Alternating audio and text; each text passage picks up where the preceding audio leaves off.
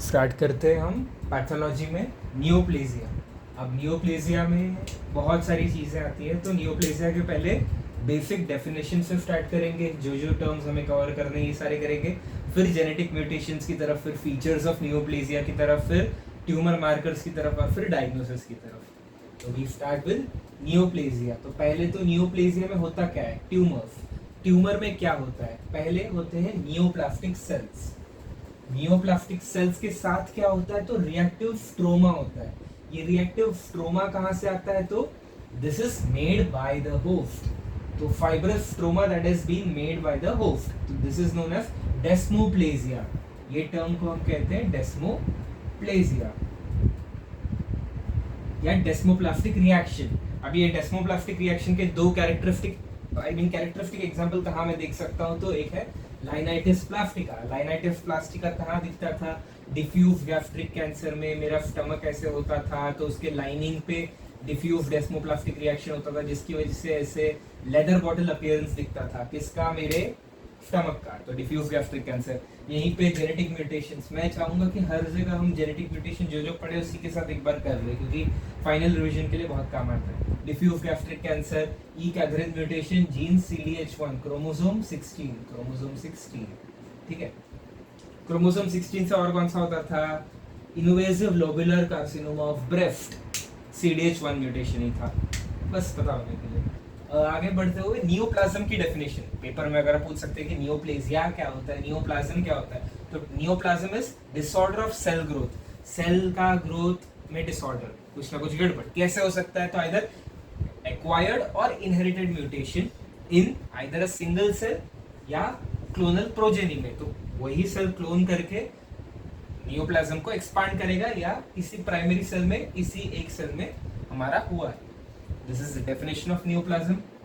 आगे बढ़ते हुए benign, either a tumour can be benign और इट कैन बी मैलिग्नेंट। अब बिनाइन क्या होता है? तो a tumour that a growth, a mass, a neoplasm that remains localized at their site of origin. There is no metastasis. Metastasis मतलब there is no spread. Mechanism भी देखेंगे उसकी।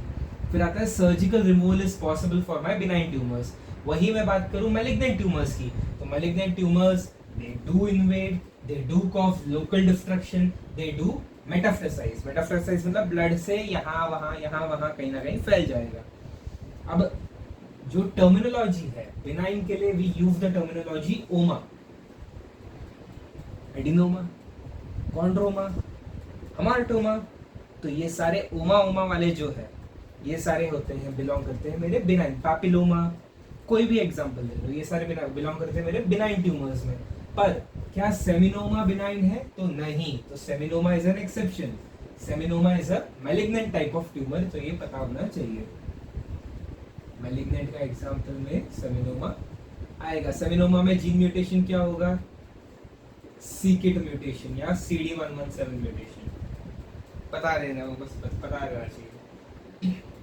फिर आगे बढ़ते हुए मैलिग्नेंसी में either it can be carcinoma और इट कैन बी सार्कोमा। अब कार्सिनोमा हम कहते हैं अगर एपिथेलियल टिश्यू का मैलिग्नेंसी है, तो एपिथेलियल टिश्यू का मैलिग्नेंसी, एपिथेलियल सेल का मैलिग्नेंसी है तो कार्सिनोमा। वही अगर मीजनकाइमल एलिमेंट्स का मैलिग्नेंसी है तो वी कॉल इट सार्कोमा। तो ये हो गया मैलिग्नेंसी।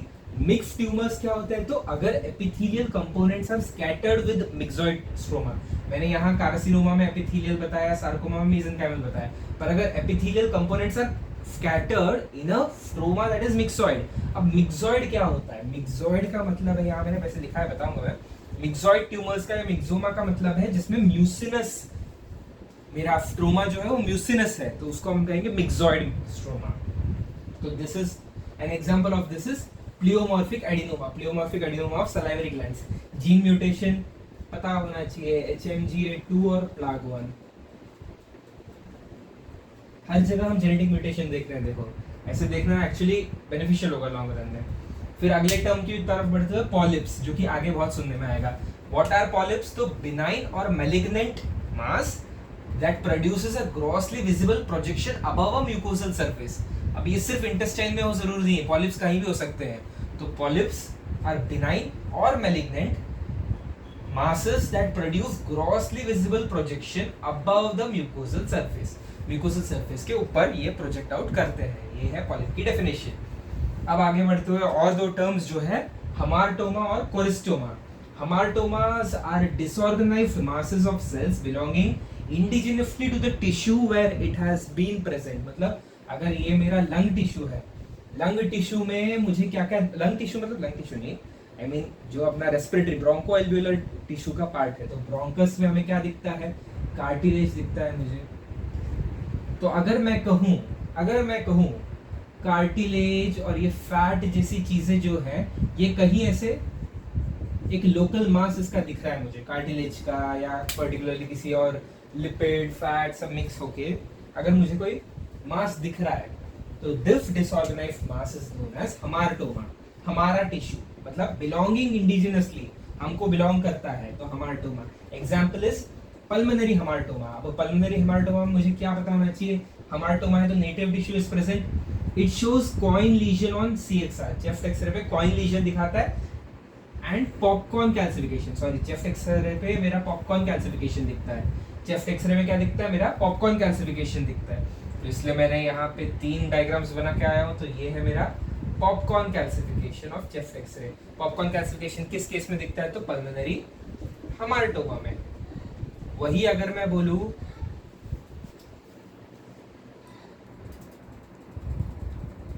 तो हम बात कर रहे थे पॉपकॉर्न कैल्सिफिकेशन और चेस्ट एक्सरे। तो चेस्ट एक्सरे पे अगर मुझे पॉपकॉर्न कैल्सिफिकेशन दिखता है तो it is an example of pulmonary hamartoma. वहीं अगर मैं बोलूँ एग शेल कैल्सिफिकेशन दिख रहा है, जस्ट कंफ्यूजन अवॉइड करने के लिए ये तीनों मैं साथ लेके आया, एग शेल कैल्सिफिकेशन दिख रहा है, तो ये कहाँ दिखता है, तो इसका एग्जाम्पल ये है सिलिकोसिस।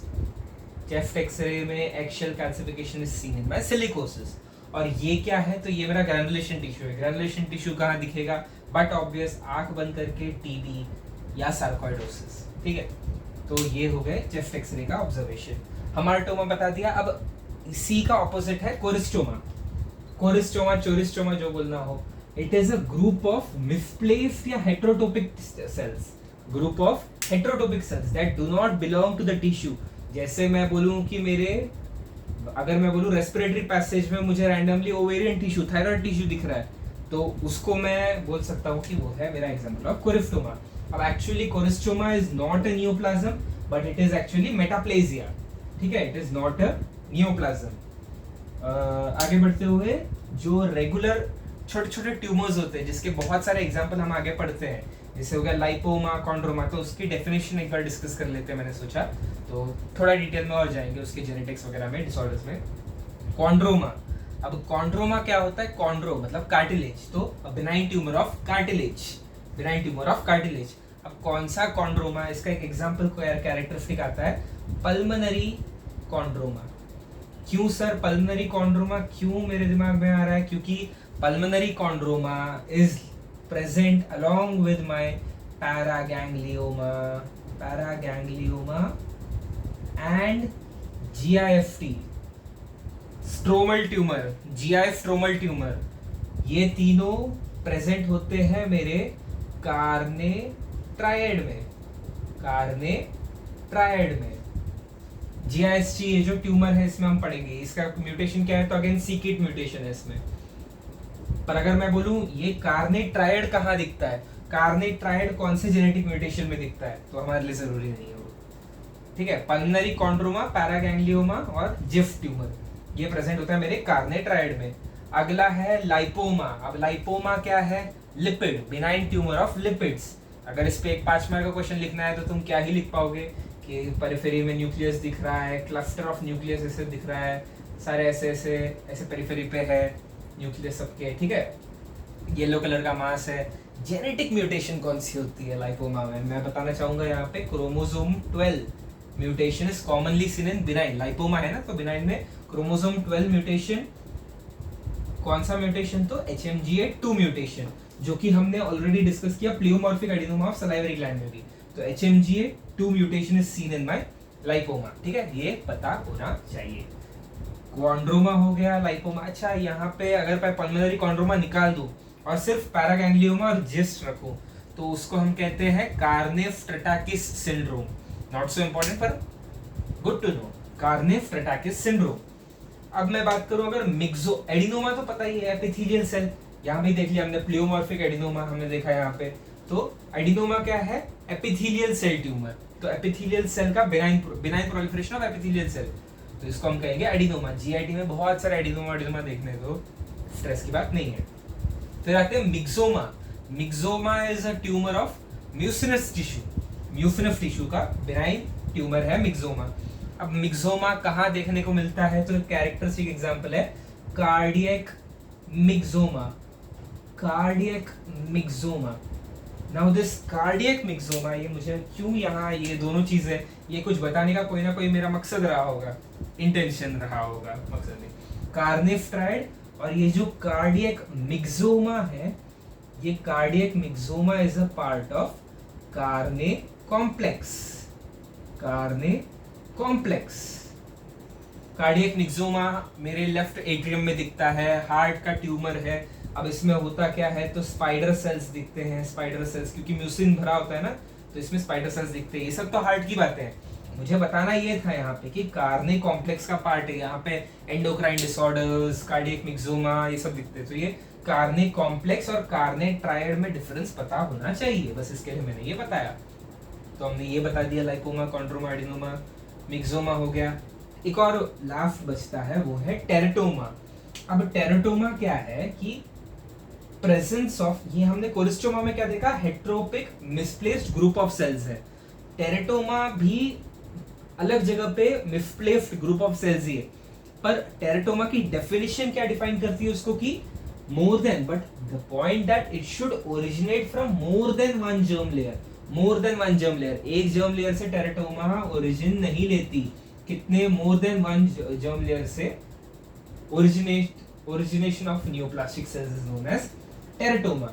इसका characteristic example ovarian cystic teratoma, जिसको मैं कहता हूं डर्मोइड सिस्ट। तो ये मेरा डर्मोइड सिस्ट है। डर्मोइड सिस्ट में ये क्या बनाया है मैंने? इस हाइलाइटेड रीजन को मैं बोलता हूं रॉकीटेंस्की प्रोट्रूबरेंस। रॉकीटेंस्की क्वेश्चन रह चुका है, रॉकीटेंस्की प्रोट्रूबरेंस। रॉकीटेंस्की प्रोट्रूबरेंस पे there is highest risk of finding a cancer. अगर बिनाइन नहीं है और अगर कैंसरस सेल्स है, तो the highest risk is at this point, Rokitansky protuberance. अब ये पूरा डर्मोइड सिस्ट है मेरा, ये रॉकीटेंस्की प्रोट्रूबरेंस है। अब यहाँ पे क्या मिलता है? डर्मोइड सिस्ट क्यों नाम रखा? क्योंकि इसमें डर्मल कंपोनेंट्स होते हैं। डर्मल कंपोनेंट्स होते हैं mostly hair, skin, tooth, cartilage, ये सब प्रेजेंट हो सकता है। तो ये रॉकीटेंस्की प्रोट्रूबरेंस और ये डर्मोइड सिस्ट। अब इसमें भी एक एक्सेप्शन आता है, ये जो मोर देन वन जर्म लेयर मैंने टेरेटोमा का बोला, इसमें एक कैरेक्टरिस्टिक एक्सेप्शन है जो हम इसमें पढ़ते हैं, फीमेल जेनिटल ट्रैक्ट में पढ़ते हैं, स्ट्रूमा ओवेरी। अब this is a ovarian teratoma, पर ये ovarian teratoma arises from only a single germ layer. Thyroid tissue होता है ओवरी में, स्ट्रूमा ओवरी। अब इसका केस मैं तुमको बताता हूँ।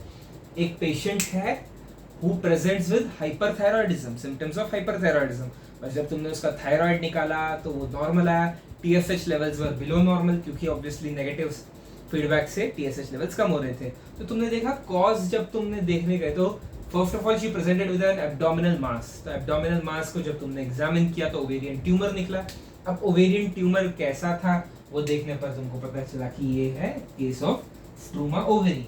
तो स्ट्रूमा ओवरी में थायराइड हार्मोन्स रिलीज होते हैं, क्योंकि ये thyroid tissue, this is the presence of thyroid tissue in ovary. तो इसकी वजह से in 10% of the cases there is an increased risk of hyperthyroidism. ये हो गया स्ट्रूमा ओवरी। एंड इसके साथ हमने ये सारे पॉइंट्स कवर कर लिए हैं। Thank you.